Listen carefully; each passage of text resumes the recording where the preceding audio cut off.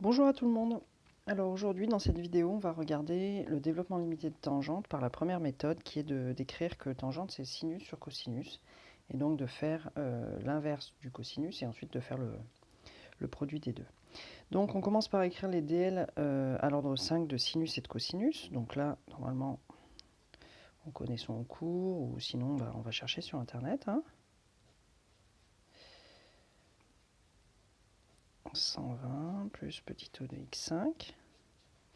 Pour cosinus x, on a 1 moins x2 sur 2 plus x4 sur 24 plus petit o de x5. Il n'y a pas de terme d'ordre 5.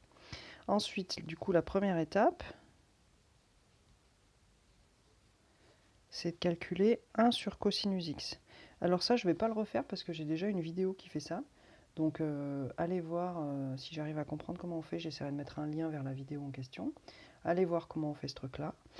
Je vous rappelle le résultat qu'on a trouvé. On a trouvé 1 plus x2 sur 2 plus 5x4 sur 24.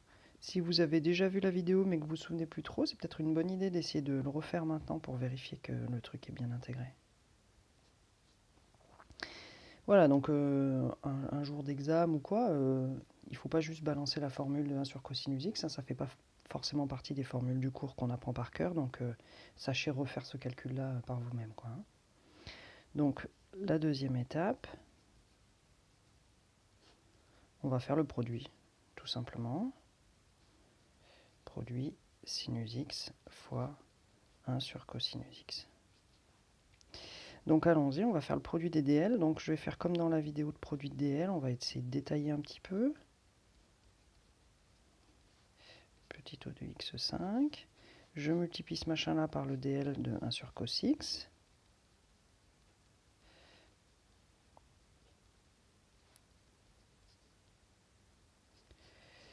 Et c'est parti, le résultat que j'ai l'intention de trouver, ce qu'on me demande, le DL de tangente, j'ai envie de le faire à l'ordre 5.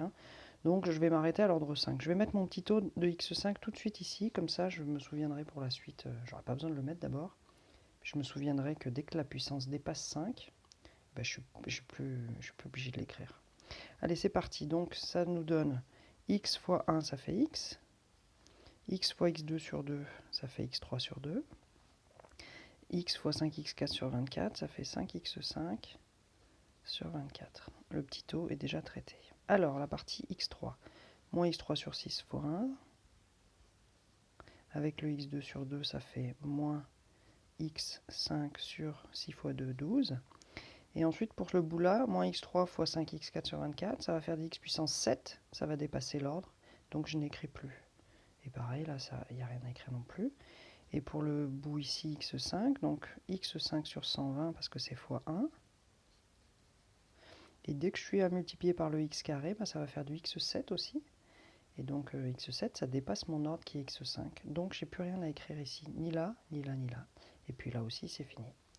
Ok, donc finalement, on n'a que ça dans le développement du produit. Les autres termes sont absorbés par le petit o. Donc là, il nous reste juste à faire le calcul et à ranger les choses dans le bon ordre. Donc de degré 1, on a x. De degré 3, on a ici et là et là. Donc ça nous fait, moi je prends mon brouillon, je ne sais pas faire. 1 demi moins 1 sixième, on met tout sur 6. 3 sur 6 moins 1 sur 6, ça nous fait 2 sur 6, c'est-à-dire 1 tiers. Donc ça nous fait du x3 sur 3.